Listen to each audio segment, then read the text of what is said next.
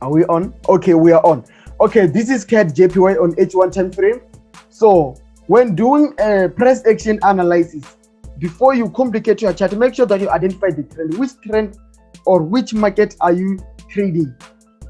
Which market are you trading, or which type of trend do you want to trade? Is it a ranging market? Is it a choppy market?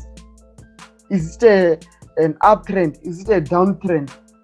So you need to identify before you do anything. So by just taking a look at these market swings, you can also find a trend easily.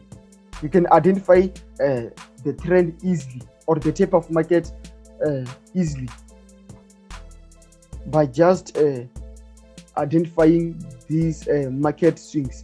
We have the higher highs, higher high, higher low.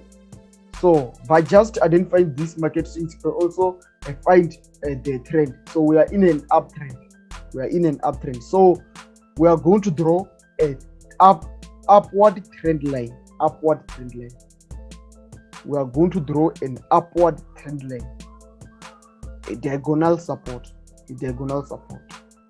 So just to recap, we only need the first 2 points in order for us to draw a valid trend line. We only need the first 2 points. And then as for the third touch, fourth touch, it will be just a confirmation, but then we only need the first 2 points, the first two higher lows. So the first higher low was here, then the second higher low was here. So yeah, we're done.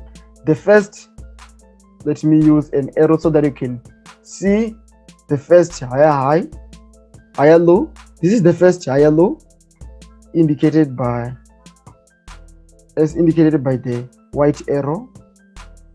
Let me drag it so that you can see. Okay, this is the first higher low as indicated by the white arrow facing upward. Then this is the second higher low,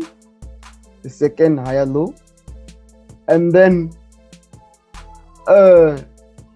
yeah, we were supposed to wait for the market to come for the third touch in order for us to take a buy trade.